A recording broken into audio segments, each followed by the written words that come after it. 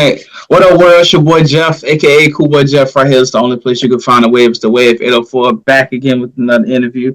And today I have somebody who is so full of love and light. And every time she smiles, for some weird reason, I keep smiling too. Like, I can't stop smiling. Yeah, I'm just trying to give her a proper introduction. You know what I'm saying?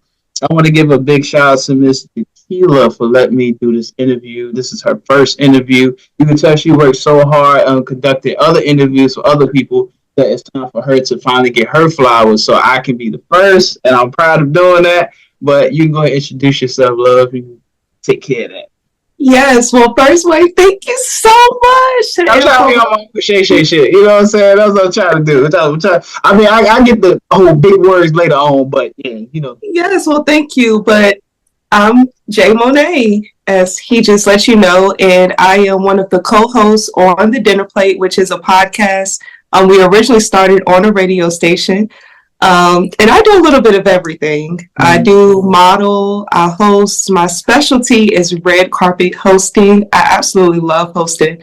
I also coordinate events, and I try to plug people together too. And I've been very successful with that so far. I love nonprofit and community work and all of that type of things. Anything that includes promoting positivity or helping someone else, and you ask me to be a part of it and it makes sense, I'm probably going to join you. Hey, man, that positivity is right there.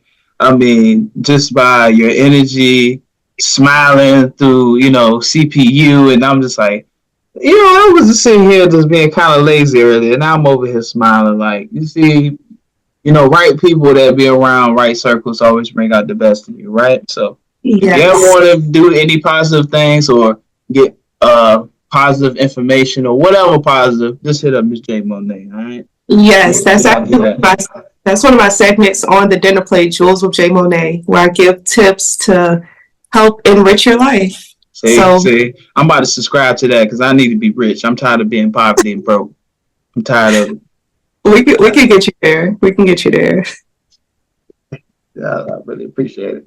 But as far as my first question goes, what inspired you to start the Dinner Plate podcast and why? Well, all right. This is a very, very long story. Oh, yeah, listen, this is your story. So, actually, when I first began radio, I didn't start on the Dinner Plate. I started on a different show. I was eventually invited to be a part of the Dinner Plate. The Dinner Plate was founded by B Sounds, the ADHD bandit. Shout out to B Sounds, is my man. Yeah, so shout out to B. Yeah. And I like what he does. I like his work. He always is, from what I've seen, especially done very good quality with whatever he's associated with. So for me, it was almost a no-brainer. And when I joined the team, it was along with CDOT. We call him the youngest in charge, and C-Dot is really, he doing his thing right now too.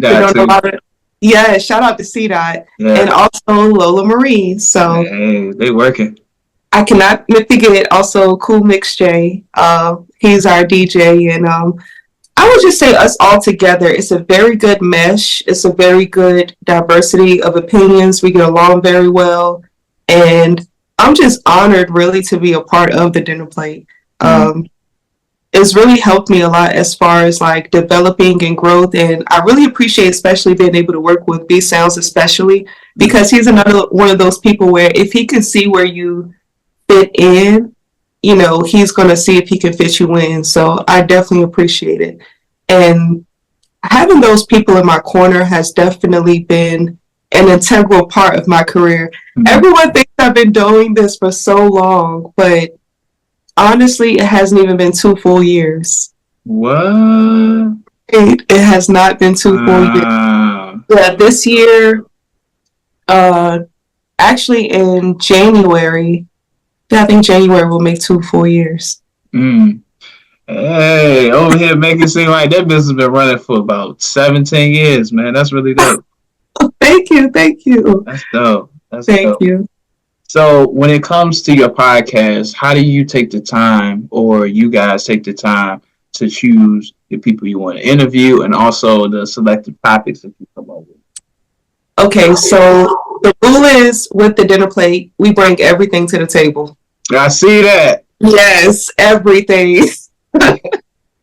So, literally, there's no subject that we try to leave untouched. If it's something that's trending right now, not only in, pop media or hip hop or anything like that, but also we like to talk to the politicians. We like to talk to the people who are making changes and doing different things in the comedian. I'm sorry, the media. We might talk to a comedian, but we also like to talk to people who are running their own businesses. Give them an opportunity to just promote what they have going on, whether it be a hairstylist or a barber. It could be a 16-year-old rapper or just really anyone. There's no exclusion. And one thing that we also do that I enjoy, we occasionally have dinners together. Hey, that's good. Team outings, you know what I'm saying? That's very necessary. Yes, we have team dinners. We're actually due for one now, so hopefully we have one coming up soon. Yeah. That's what's up. And, just by listening to you, you have a really good outlook when it comes to you and your team because y'all spend time together. Y'all probably at these outings, talk about certain topics and stuff like that. Why do you feel like having a team, this is off topic, but why do you feel like having a team is so important? I think because if you want to go fast, you go alone. But if you want to go far, you take people with you. You know what I mean? Because I think sometimes a lot of people who have potential to be extremely successful, they think they can do it all themselves.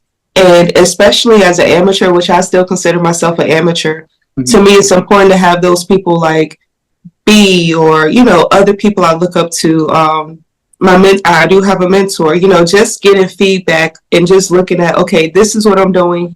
How can I do this better? And not only just getting feedback, but getting quality feedback. So, you're not going to think about everything yourself too. So I know a lot of times with us when we're coming in for these group meetings, CDOT, who's a little bit younger, the youngest in charge, he's the youngest, he may have something from his perspective, which is completely different from my perspective, which could be completely different from, Cool Mix perspective. So just getting those variation of ideas, it gives you better opinions for a better judgment. That's just what I think. And also too, just having people who you get along with, that makes a big difference. And people who you can actually trust. Like I trust that, they aren't going to tell me anything wrong as far as, what I'm doing.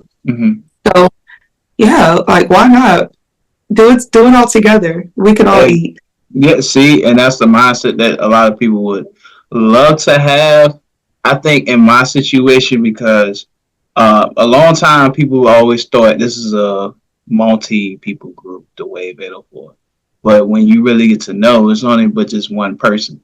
Now, I would love to have people that will work with me, but the part about it is, are they going to do the job? Do they see it how the way I see it? Or not like how the way I see it, but are you that, I guess, hungry to get things done? You know what I'm saying? Because things how the way it is now, time is speeding up, information is coming out fast. How quickly can we come together to get this information out there? Is the information false or true? And there's a lot of stuff that's going on. You got the campaigns, the music, the what's going on in our inner city. So you try to stay on top of things. It do requires a lot of work. It is overwhelming and stressful. So, but who can get the job done like you or somewhat like you? That's always been my problem for the past 7 years. You know what I'm saying? So you got experience, though. You're experienced. I'm experienced, but I still don't feel like I'm not where I want to be. You know what I'm saying? Like this right here. This is my only way to engage in what I do best and to reach to other people from outside of Virginia, if that makes sense. You know what I'm saying? So I still get myself out there. I'm a little nervous. I be trying to like sprinkle myself at every place. Is like New Orleans. I got a counterpart that do blogs out there. Me and him talk a lot, and we put our post together where we collab and stuff like that. and I get a lot of his people from New Orleans, Louisiana, and he get the Virginia, the 804, and everything else, and we just bring it together. And I still say like I do have a team, but as far as like my own personal, no, I don't. No, I don't. But I do appreciate you for letting everybody know how important it is too. Now, when it comes to these interviews, how do you prepare for each interview for your podcast? Uh, each one is different. So if I'm doing a podcast, if we're working on, the podcast specifically, I try to just, all right, y'all, I am a digger. I'm going to dig, your social media. I'm going to see if you've done other interviews. I mean, when I say dig, I want to tell you how bad I dig because y'all might think it's a little weird, but I do my thorough research. To me, this is my personal opinion. It's almost disrespectful, and this is just how I look at it. It's disrespectful to me and to you for me to invite you to interview. For me to invite you to interview, and it's like I'm asking you questions that I've already been asked before. I just look at so much of that and I'm like, so distasteful. So you want them to come talk to you about something they've already talked to before. Right. So I just try to be respectful by respecting your time to allow you the opportunity to bring new information to the table, Yeah, because we do need a lot more people, and that's journalism. And I think nowadays certain people still use that method where you do your research, you go view other things, you ask questions. Now everything is so much on social media. They take that and ask those questions, but they don't thoroughly do a good interview where you kind of low-key make them think like, hey, I didn't know you knew that. Like, how you know that? You know what I'm saying? That happened to me a lot. Yes. I remember I was interviewing a local artist. She's one of my favorites from the 804. I did my interview with her, and I knew like, oh, in high school you played this instrument. Do you still play it? She's just like, how did you know? And I'm like, I just look, I read. If you're an artist, I'm going to watch your videos. I'm going to read your lyrics. I'm going to understand what you're talking about, what you stand behind. I just try to give each person their due diligence. No, that's really good because that really separates between a good person versus a great interviewer. You know what I'm saying? Because you got to be able to have things that still draw people in. Even though you're interviewing the person, you still got to make the storyline as juicy and interesting as possible. Because a lot of people don't do that.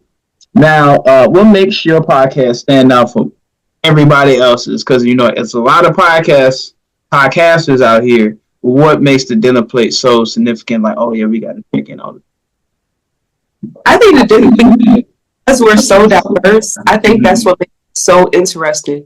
A lot of other podcasts, and this is not to downgrade or to throw shit on anyone, but it's usually people from very similar genre, age group, background. They're just very similar in a lot of areas. It's not like a lot of variation. So I think with us, you get more of that variety, you get more of that variation, even down to, like I said, the topics.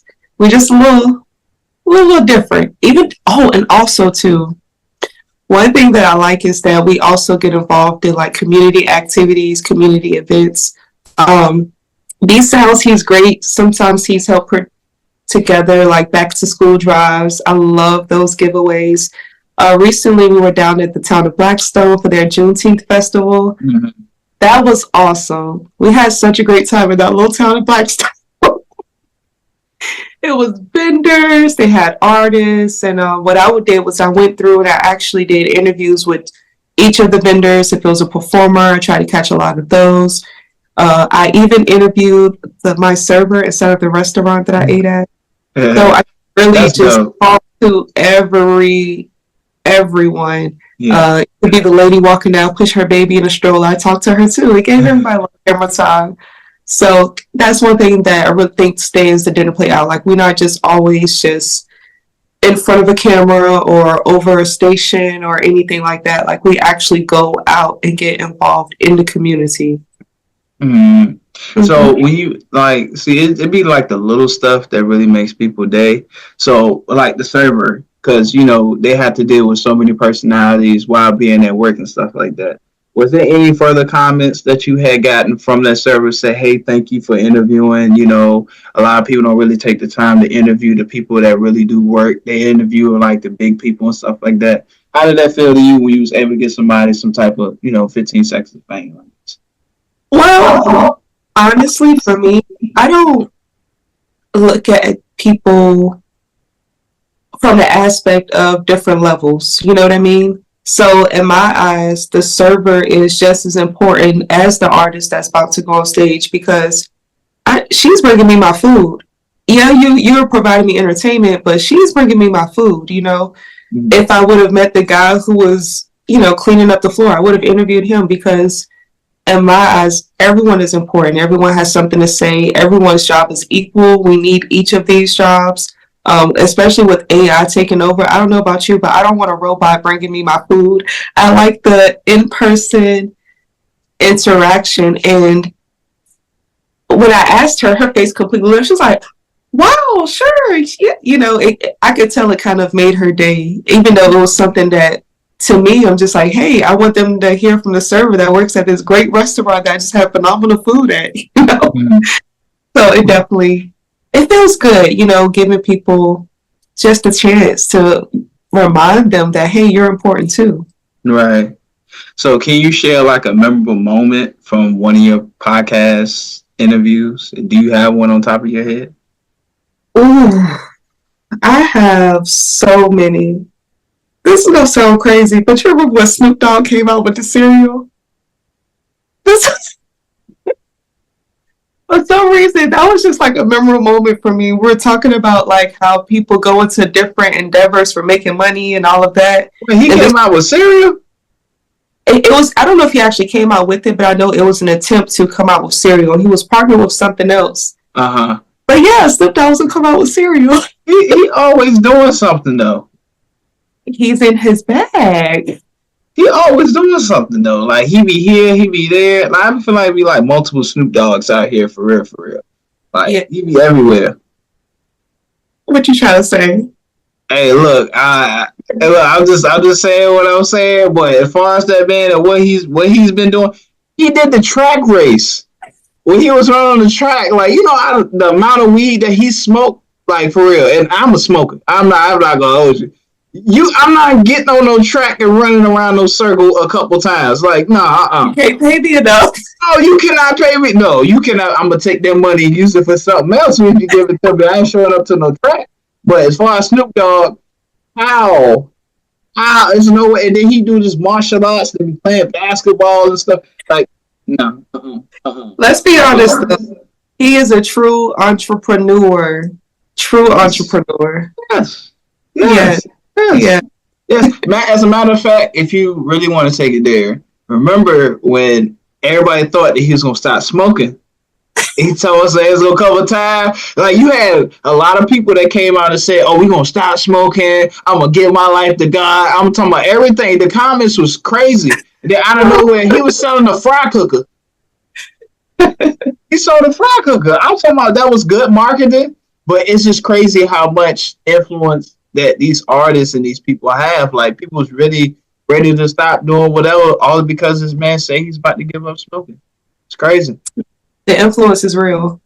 It definitely will. Now, as far as influences, like when it comes about like sensitive topics, you know what I'm saying? How are you able to approach that and discuss some of that stuff on your podcast? Because certain things that people may take as, oh, I don't want to talk about this, but it's a very important topic. How are we able to finagle your way into getting an answer from that?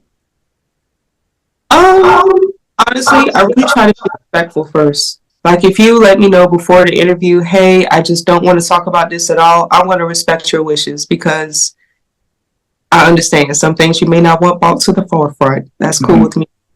But sometimes I can tell, and maybe this is just through having the gift of gab, that they want to tell me more, but they can't find the words. So sometimes you kind of got to feed it or reword it or maybe even sometimes leave it back and then come back to the question again altogether. But it's normally a way, you know, and unless they say specifically don't talk about this, we're gonna get to that way. Yeah, facts. Yeah, we're gonna. Yeah, see, well, certain interviews, if a person is like, I'm an open book, okay. Right. So I ask a question, don't be like, nah, hey, nah, no, let's talk about this. You say it's an open book. You signed a contract. I was like, no. I mean, it really depends on the person. And again, I do have respect because certain topics will be like too crazy. I don't think me personally in the interview game, I can't interview a serial killer. If I was paid to, I could not do it because I'd be like, why the hell did you do that? Ain't nobody tell you to kill that girl. Hey, bro, take this damn mic off of me. I'm still off on this nigga. Like, man, I couldn't do it because it'd be like my feelings would be too attached to the situation that had took place of why we're talking right now. It would be good for publicity, but I just feel like certain things would just be a little bit, you know what I'm saying? Or like SA victims and stuff like that. I was watching Real Life Street Stars where they had a dude, he was a bank robber, but he was young and he was charged as an adult, and he talked about his experience in prison and what had happened. A guy befriended him and he thought he was cool and stuff happened. But how the way they asked him these questions in the interview was like, come on, man, you ain't got no type of dignity for real. Well, how did you feel after it happened? Like, what the hell do you think you feel? This man probably was confused as hell. Like, you don't know what's going on. So this is how I would have worded it. You ready? Yeah. Go ahead. That's what I would have did. I would have been like, now, Mr. Such and Such, I know that was a very difficult moment for you. However, we would all like to know what are some of the thoughts that were going through your head in that specific moment. That's better. Not like, how did you feel after it happened to you? Like, what? That don't make any sense. It's not funny, but like that's a part of like being good at what you do too. When you're talking to someone, it is sometimes hard because you never know, and you probably know this too. You never know who or what you're going to run into. I've had some very pleasant experiences. I've had some off the wall experiences. I've had some experiences where I'm sitting there and I'm having to look at a person with a straight face, like, I cannot believe the words that are coming out of your mouth right now. You know? Yeah. Oh yeah. Oh yeah. Oh yeah. Oh yeah. Yeah, you just it get wicked. Monet, it definitely get wicked out here. And I'm sorry to be off topic, but as an interviewer, people think it's just you up having a phone, a mic, and you're asking a person questions. No, anybody can ask a.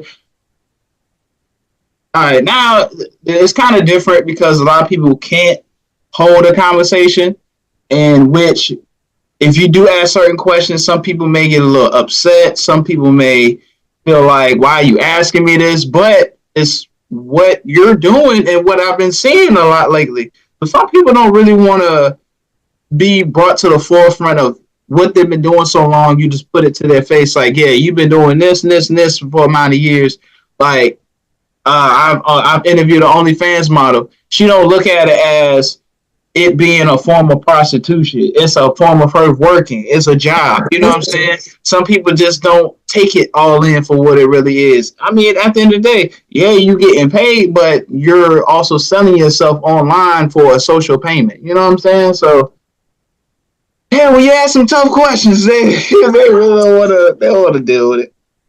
They don't want to deal with it more. They really don't. But I love those type of interviews because at the end of the day, these are questions what people's going to ask. Like, again, you say experience. I got past asking all that baby fire, pacifier questions. Like, no, I'm not about to do that. Now, let's get to the meat of the bone.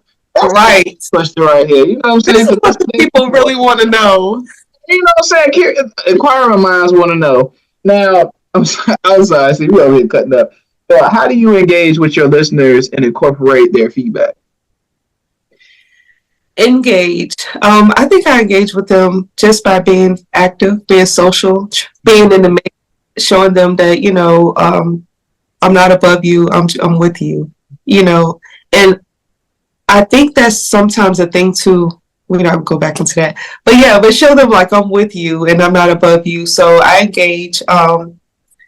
Now, self-reflection, I could be a little bit more active on social media, but I do try to, for every event I do, drop a post, make sure I leave comments and feedbacks about it. So reflections of it. I do a lot of lives. I go lives a lot, usually when I'm at the events.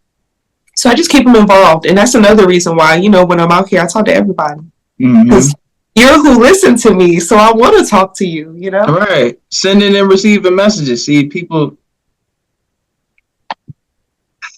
I just feel like nowadays it's too much of what a person look like instead of what they have up here. Because you will be so amazed of certain people that you talk to, and it's like, you're just such a beautiful person. Like, it's not just your beauty, your outside appearance, but your mind and intellect is just on a whole nother level. And it's so sad because it be so scarce. It really do. It's just like, we know what goes on in today's time. And it's not like, hey, let's go grab us a book and go to Starbucks and read to each other. No. That ain't happening. Nah, Sexy Red ain't talking about that. No, she ain't doing it. Exactly, man. You ain't talking about that. As a matter of fact, to back up my point, she went to a middle school smelling like weed and wanted to talk to the kids and got kicked out. That's embarrassing. So I'll let you know, that is one of the reasons why J Moneé is J Moneé. It is so important for me for girls who look like me, who could be my sister's friends, or even my friends, or even my aunt, to see that positive imagery in the media, not always turned up on 1,000 or, always on something. It's so much more to life than that. So that's what I try to do. I really try hard to portray that image, and not only just portray the image, but to be that person, because we have enough of that. We need, like, can we have some personality variation? Like, that's okay. Because even like myself, and again, for however you carry yourself and however you look at yourself as a person, that's exactly what you want to be. But me, I look at myself as a whole different type of beast. I feel like I'm the last of my kind in some sort. Why I say that is because I feel like that I be sometimes shooting my goals a little bit too high, because sometimes in my situations or what I'm going through, or just looking at like the overall, it's like what my peers, close friends is trying to do and what I'm trying to do. And I'm always trying to go here. Now, I still want to have, like, be successful, meet a woman that is just at first sight, I'm like, yeah, I gotta have her. Like, I gotta have one of those stories, like, this is how I met your mama type of story. Like, that's the one I still want to have. Still be a good father, great father, raise my kids right, do all these things, trust funds, all this stuff, so we can have generational wealth. Because in the Bible, a man take care of his kids. You know what I'm saying? I want to be able to have all this stuff. But it's like coming up, it's still now I want to have it, but it's like in generations time, it's like, damn, I don't even know what this. I mean, it starts with me, but what am I supposed to do? I don't know who to pick from. Like, where you gonna find it at? I know exactly what you mean. Mm-hmm. Man, I mean, I ain't gonna have no cats. I may have like 2 dogs. Like, that may be it in my little man. But other than that, I don't know, Monet. I'm kind of like on the verge of just, hey man, that's how life is about to be for the next 30 years. I have to get used to it. Don't give up. I'm throwing in the towel. But have there been any challenges that you face in creating and maintaining your podcast? Any obstacles? Mm-hmm. Trials and tribulations. Trials and tribulations. I wouldn't say like too many, really. For us, I would say the biggest thing is just, always finding sponsors. Always trying to make sure we have some type of funding coming in. So if anyone listening would like to sponsor us at the dinner plate, please. Yeah. We have an Instagram page. the underscore dinner plate or underscore THEJMONEE. So that's the biggest thing, just finding sponsors, being in positions to receive sponsors, just to keep everything up and rolling.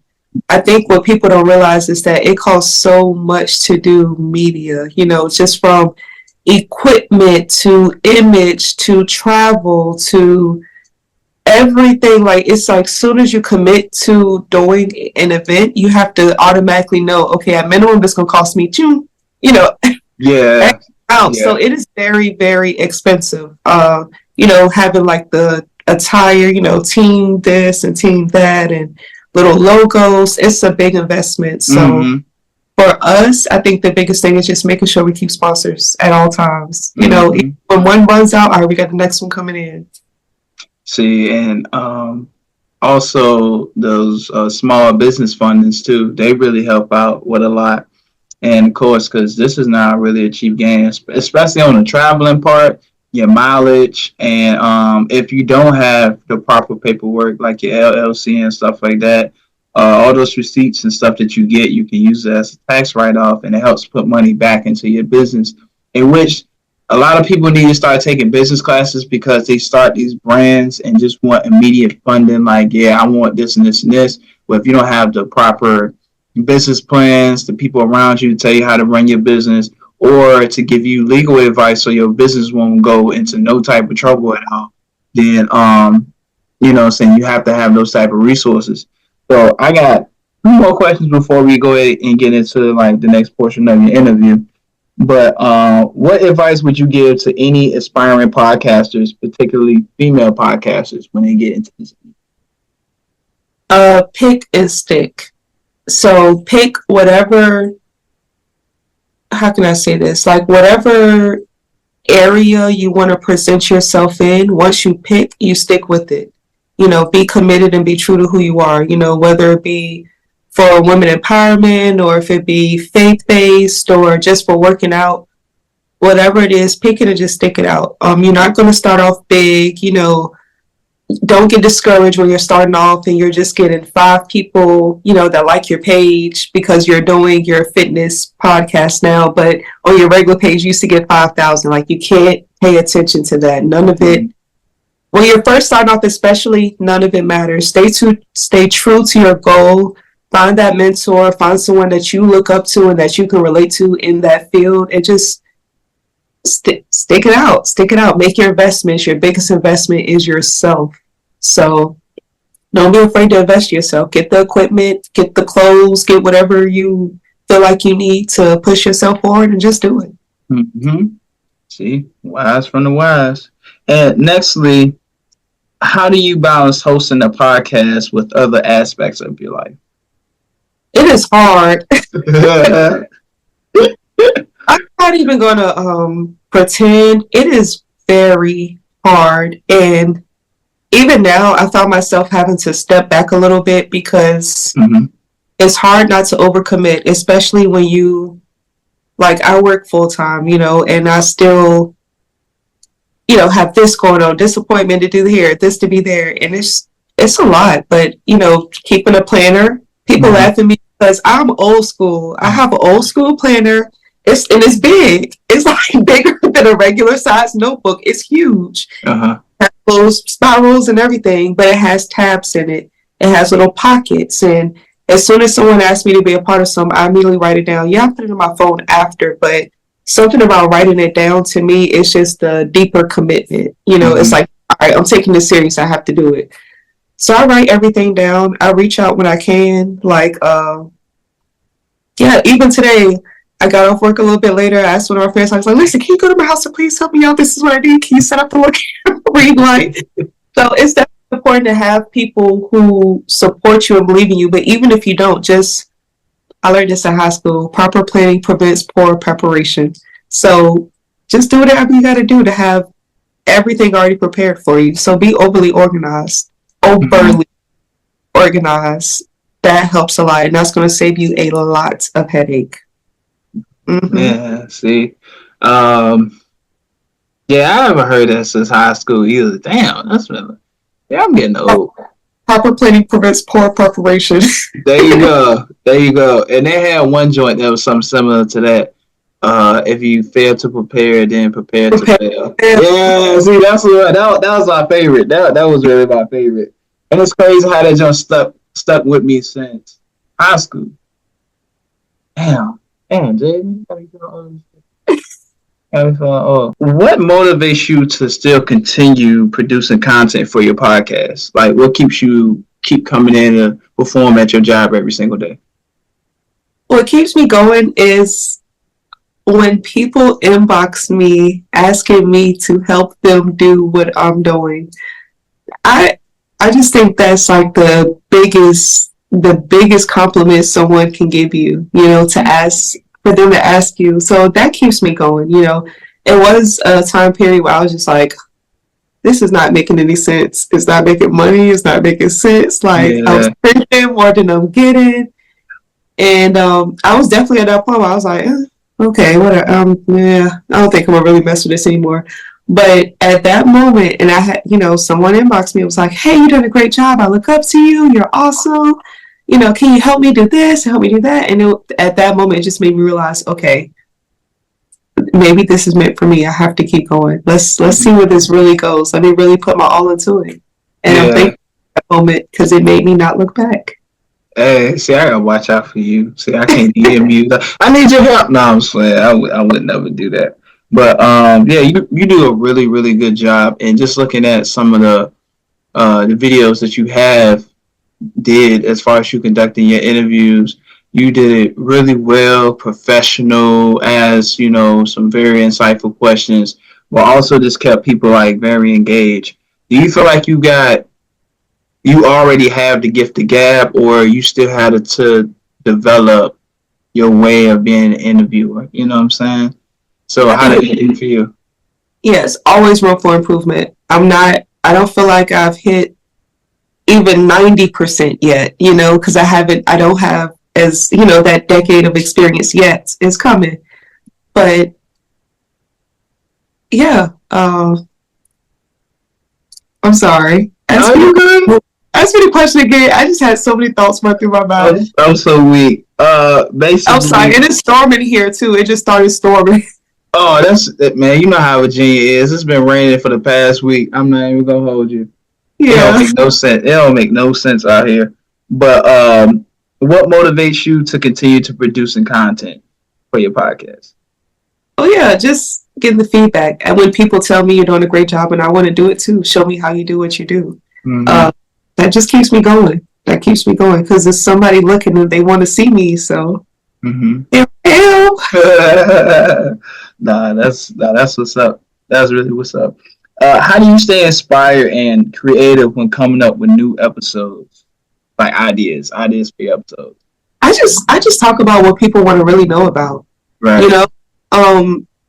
Just be interested and be honest, and that's it. People appreciate honesty. I feel like people can see when you're actually genuine and just talk about stuff that people want to know about. I voice my personal opinion, and I feel like at that moment I'm the voice of everyone who has that same opinion. I mean, well, again, it's questions and answering. And if you do say, hey, I agree to do an interview, why would you not want to answer a question? You know what I'm saying? Right. That's I don't know. Maybe for clout, I guess. I really don't understand it. But can you share a behind the scenes story or a glimpse as far as the making of your podcast episodes? A lot of group chats. It's a lot of group chats. I mean, all day, every day, almost. Like we're constantly sending each other, little, even if it's a meme, videos, memes, anything that's going viral, and we just bounce off of each other. I mean, it's literally content everywhere and everything. Even down to, and there's something I want to do more. Just I eat out. Well, I don't eat out a lot, but I enjoy quality dining experiences. So just talking about your dining experience. Just being honest and again being relevant. Well, do you feel like certain times certain people are too cool to be able to answer certain questions like that, or they just feel like, well, I don't really want to talk about that because it's not like really appealing right now, you know? Um, yeah, but I think sometimes sometimes it's that thing that you think won't hit that actually ends up hitting.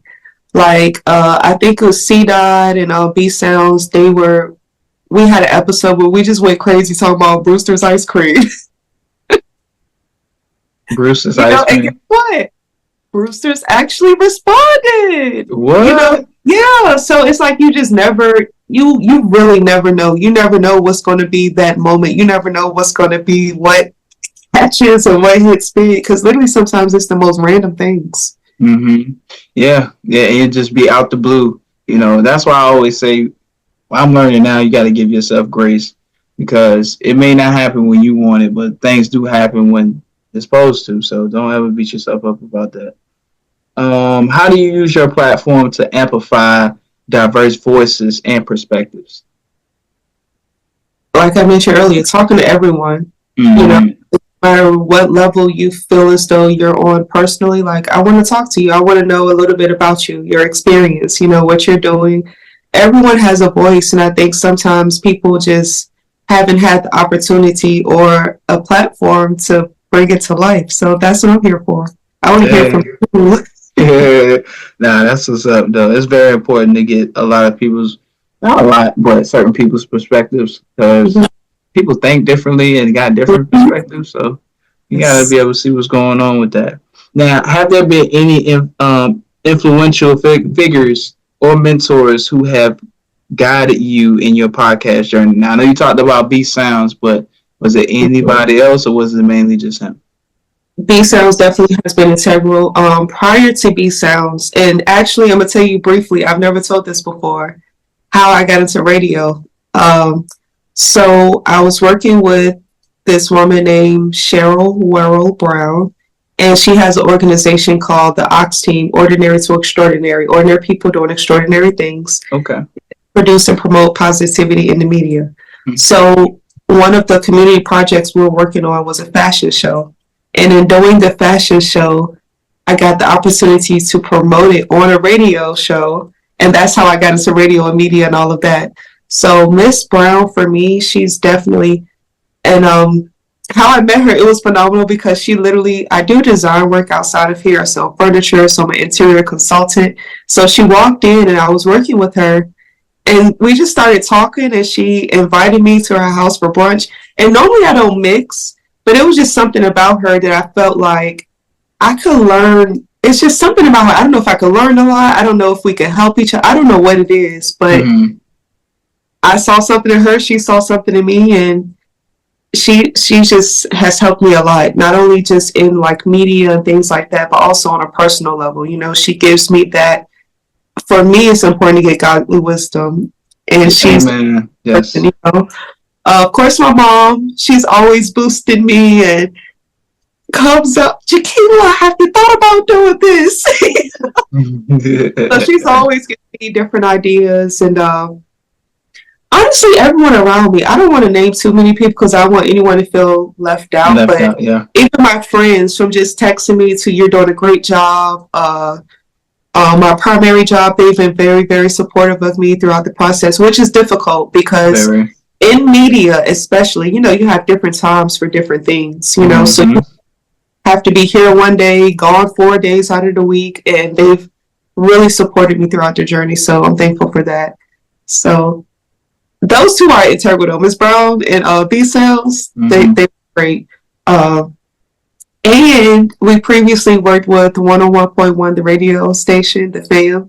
And there was a lot of people there who have really helped push and boost me to the point I am now. So I do want to give them their credit. So shout out to the family at the FAM. Shout out to y'all, man. For real. Because again, this is why, I believe good things happen to good people. It just takes a little bit of time for that stuff to happen. Now, who would really want to sit here and wait for their time just years later just happen? Everybody wants certain things to happen overnight, but the best thing I love about this is, and what we do, is that, somebody's always watching. And they may not tell us, and say, hey, I got my eyes on. Some people do. Certain people randomly reach out. You be like, I didn't even know you even watch me. That's crazy. But it just lets you know, like, hey man, like, yo, you doing a good job. You focus. Keep doing what you're doing. Like, you really reaching people that you wouldn't even think that your name would come up in, or whatever the case may be. So always be thankful of that, because you definitely deserve that, for real, for real. Now, how do you handle disagreements and different opinions during podcast interviews?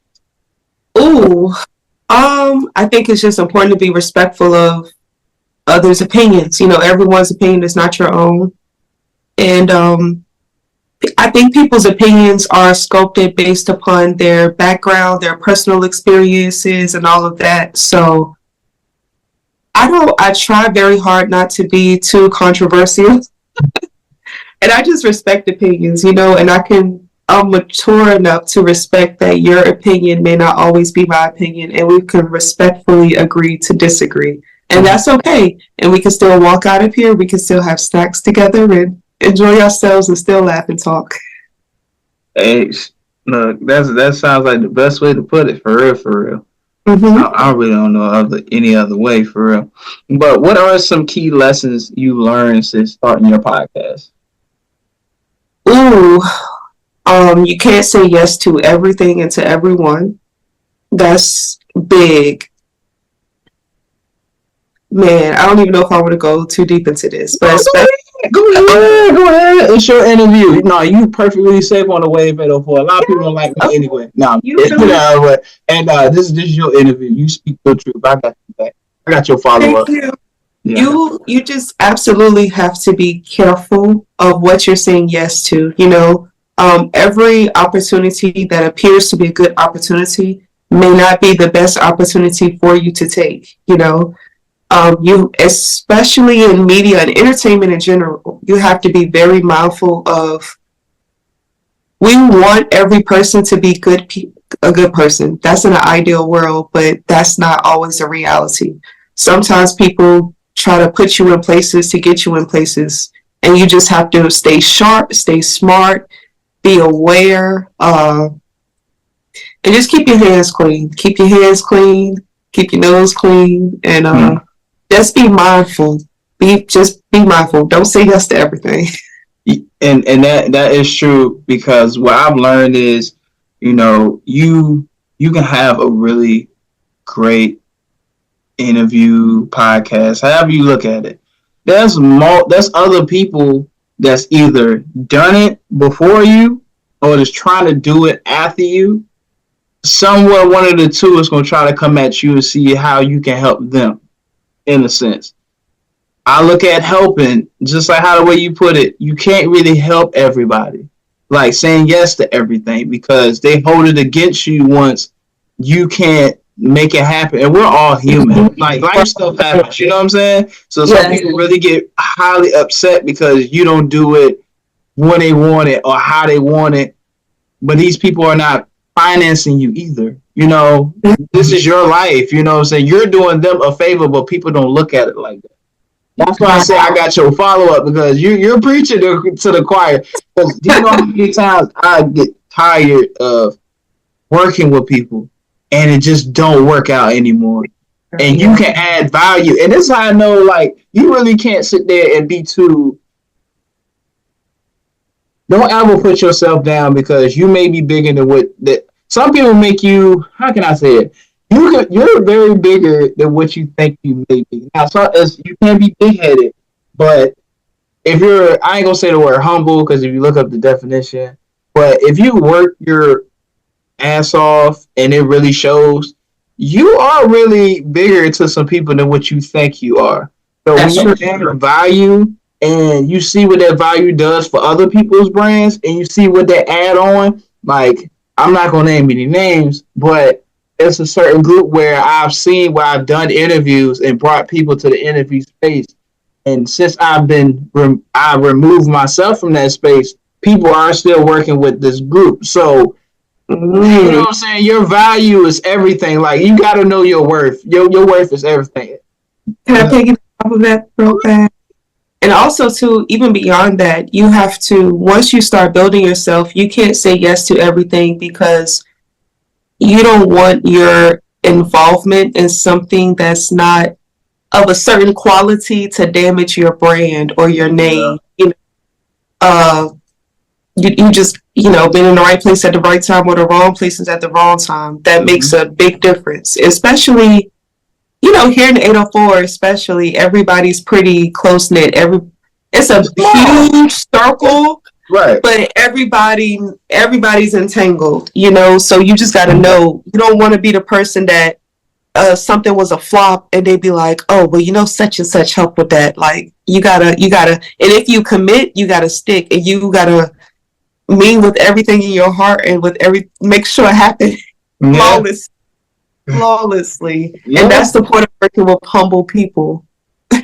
Yeah. And see, and that's the thing too. Like, you can't be too so much in yourself where you are getting these spaces. And yes, it looks good. Everything that looks good to you don't is not really good for you. So, and contracts is everything because that helps solidifies what you're looking for, how you want it to be, and it lets you know right then and there if a person's going to engage to work with you or not. When I tell Yeah. you contracts, since I had to learn this from just by being on YouTube, how certain demographics do their business contracting everything else and getting paid for their work. A lot of times, some of us say, "Yeah, I help you," but not getting the help back that's reciprocated. You know what I'm saying? You putting so much Right. into other groups and they're not giving you what you're looking for. Then you're looking like, well, I'm doing all the work. What are you doing for me? You know what I'm saying? So Exactly. y'all watching us, y'all take it firsthand from the both of us. Please stop saying yes to everything. And then if people are upset because you don't want to help them, they was never going to help you to begin with. That just shows you when you tell somebody no, if they say, you know what, once you get yourself together or I get myself together, then maybe we can have this conversation later down the line and we can just bring it.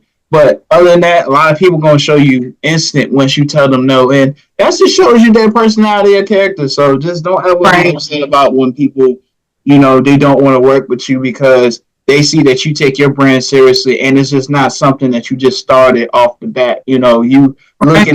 at, what I'm saying, you looking at building nothing but networking opportunities, getting yourself further out in different spaces, and building in revenue. You know what I'm saying? But good revenue to where you worked your butt off to the point that you really deserve this.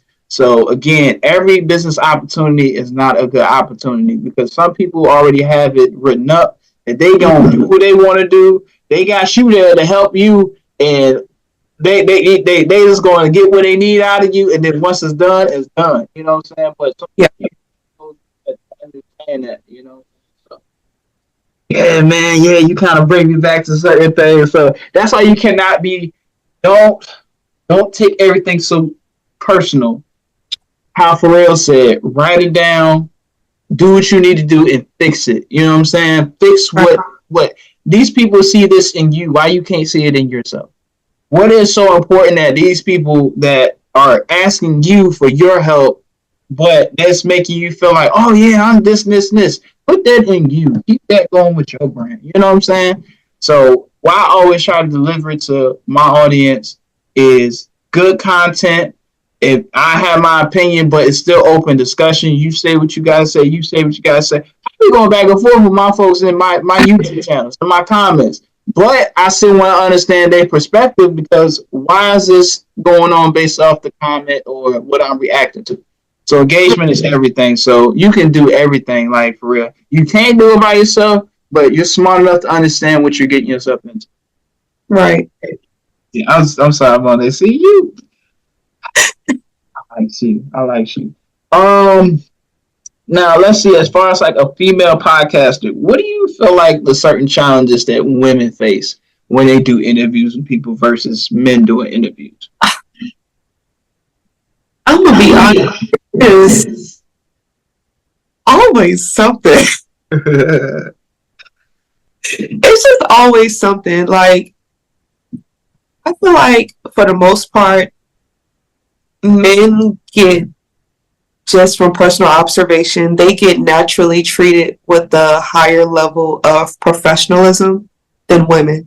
So, you know, it's a little bit harder. You know, you got to expect or anticipate that there may be, you know, as professional as you may try to be, there may be someone that may try to slide a inappropriate comment in. You know, you have to be prepared for that. And then you don't see it as much with guys. You know, you don't. They're very rarely, if even at all. You know, I've never seen it happen to a guy in person. Versus me, almost at every event, I'm just like, God, please not today. You know, so I ask my questions and go home. Yeah, and I think so too. Just the imagery, you know, I think that a lot of times, just women, when you present yourself in media, sometimes we feel the need to be overly sexualized, you know, so that pressure of always, you know, being sometimes something that you're not, in some cases even, you know, you feel the need to like have this image based upon the image that we always see, and you feel like your success rate almost depends on it, you know, because no one wants to see a certain look, but they want to see this look. So I have to follow this look in order to be successful. So I think it's a lot. If it's not guys, I'm sorry, but it's just my opinion. I do think from what I see, it's a little more pressure. It's a little more pressure. Yeah. I'll probably say I've once or twice I had a comment that was said during the interview. I was like, you do know this interview is professional, right? Like, I just want you to know that.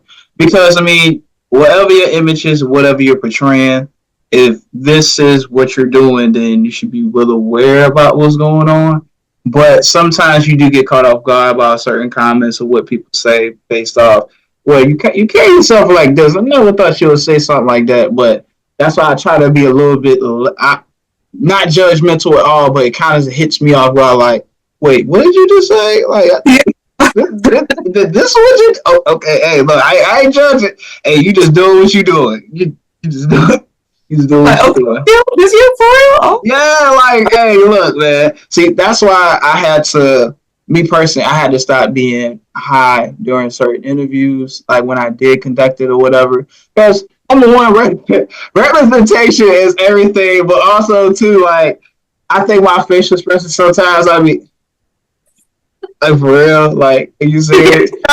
I mean getting stuck too, but then it's just not like kind of good because now I'm fresh, free thinking, and everything else. I can answer. I can ask questions that you can be able to answer, but sometimes I'll be like trying to figure out, like, like I'm trying to hurry up and get a next question so I can go and like, yeah, see, I'll be like, yeah, Josie, no more being high during interviews, no more. Now, if a person is, you know, high or whatever, well, I don't even really want that, but you know, nowadays it's kind of lenient when people be, you know, certain podcasts involve smoking, drinking, and stuff like that. I see why they do it because it lets the person be a little bit more open. Yeah. But as far as me, sometimes I be forget I be conducting an interview. I was like a whole conversation with me talking. I'm like, yeah, you know, camera's still on. Shit, damn, man, I thought we was done, man. See, you know what I'm saying? You only use the camera footage. It's like, man, I gotta sit here. This interview is a whole hour long. I gotta sit here and edit this whole joint. Yeah, man, that's crazy. That's too bad. This be so crazy. Now, as far as what you bring to the dinner plate, what trends do you feel like that you set for your podcast? Because again, you have a certain style, your interviewing style, your characteristic, how the way you dress, how the way you carry yourself. You know what I'm saying? And just like overall look, like somebody could just be like, "Hey, who is that? Like this you with y'all? She work for the dinner plate? Oh yeah." Like, so what type of trends do you think that you set off for your podcast? I don't know if you were, but I just think I'm definitely an original. I don't try to be anybody else. And maybe that is my trend. I try to make, or I do make everyone who's around me just comfortable with who they are. You know, you don't have to put on this persona if you're around me. You don't have to be on this image. Be comfortable with who you are. So if I was to say I set a trend, that's the trend that I set. Be happy, upbeat. I'm always smiling. bring that energy and just be yourself. That's so Mm-hmm. trend. That's my trend. See, and you've been having me smiling, or just every time you smile, I be smiling for no damn reason. Like, what? Yeah, No, I just be over here smiling. Like, why is she smiling? I look stupid. I look really stupid. Like, why am I smiling? Because she's smiling. Oh wow, I mean, cause smiling is contagious. yeah. I guess they look. People are looking at this like, man, look at Jeff, man. You know that. Is it good boy Jeff? Yeah, Jeff. We see what it is, Jeff. We know what it is, man. It's alright to be happy. You know it. You know it. She ain't nothing wrong with her. She good. She good. Good looking. How do you stay informed about current trends and developments in podcasting? Oh man, it is hard because technology. I think I just have mentioned it too. Like technology is always changing. Yeah. Um, it's definitely difficult, but I try to just stay. Follow other people's podcasts. Check out, and I even ask like, okay, what's a better microphone I could get? How can we do this different? How can we improve the picture quality, sound quality? So I think it's just important to just make sure your technology is the par. That's the biggest thing I think Mm-hmm. with today. Yeah, that's the Mm-hmm. big. Okay. How do you measure the success of your podcast and set goals for its growth? Ooh, how do we measure the success? Mm-hmm. Uh, I don't know exactly. There's like no specific formula or no matrix or anything like that. But for us, it's just making sure we're still involved. Not only are we pushing a dinner plate brand, but what do you have going on individually? Um, yeah, I think that's just the biggest. Not only just as being individually active and then bringing it together, so as a team we can move forward. Uh, yeah, just stay active on social media. As a confession, I do need to work on my TikTok. So if anybody wants to help me with that, I yeah. guess it's really not that hard. It's just having the time to do your TikTok. Like, my mom asked me to, she said, hey, I got this one video I've been watching. You be good for it. Can you do it for me? I'm like, Mom, I don't even have that type of energy like I used to no more. Like, oh, I have mercy. Like, my aunties, uncles, like, yes, man, we seen that one video you did, boy. You was hilarious as hell in that joint. Like, they think I'm going to be like a star. They think I'm going to be a star. Like, man, y'all know, I be so tired.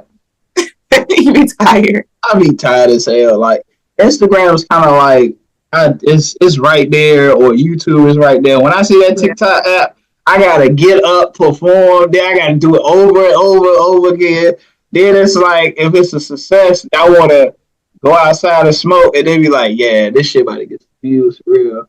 Or like sometimes it don't get no views, but some of the unexpected joints just be going crazy. They be the one. I be like, damn, y'all like this? I feel like I didn't really do too much. I feel like I really didn't. Um, how do you leverage social media and other platforms to enhance the reach of your podcast? Well, it's definitely important. I always try to make sure. So one thing about me is I want for me, my follow to be organic. I don't Mm-hmm. want like fake follows, bot follows, and maybe I just haven't reached the point where I feel like that's important. But for me, I'm like, okay, do I still have engagement? Do I have people responding to my posts? Do I have people responding to my stories? I try to do polls every once in a while just to like keep engagement. So it's like, are my follows increasing? Are my likes increasing? Well, what can we do to improve the dinner plate page? Is that follow increasing? Are we reaching? What's our reach? Is checking out a professional dashboard Mm-hmm. helps, and I think a lot of people ignore it, but Yeah, it really, yeah, yeah. See, people don't read. Like everyone. I'm so serious. Like when I get up and I look at how many people or how many accounts that I reach, like right now, I'm like 500,000. So I literally, yeah. I told you, yo. It's just really this is my life for real, for real. Like the wave that I'm for is not just interviews and having people on and whatever. Like it's really my lifestyle. Like just keep on moving the wavelength. keeping it afloat and all this other shit. But what I always want to do is how can I be able to engage more with my followers? Now, what I notice is the age groups is, I mean, it's good all between them, but a lot of times, like the older folk, lately I've been posting like the '90s videos and pictures and stuff, and they love it. Like they love it. They like, oh, I miss the '90s, I miss the '80s, and they keep reposting, keep commenting, and I'm like, all right, I'm doing a really good job. So then when I post another video of this girl's grandparents, how they was acting, I guess it was like they had her or had the mama or something, and they was picking with each other, but they was like low key flirting too. You know what I'm saying? And people like, man, I love black people act like that. You know what I'm saying? That's how it works. It's like the engagement. So when I do stuff like that, I'm like, all right, now I'm really starting to understand the groups that I have, and I know how to get certain videos and post it based on what they love to watch. And you got, younger and older, they look at certain similar situations or whatever. And like now, since uh, the whole presidency, all this other stuff. People were making their own videos talking about Kamala or Donald Trump. Like people be engaged in that young and old. So I'll post it whatever like the lady. Kamala weird, y'all. Trump supporters better have some sense. You know what I'm saying?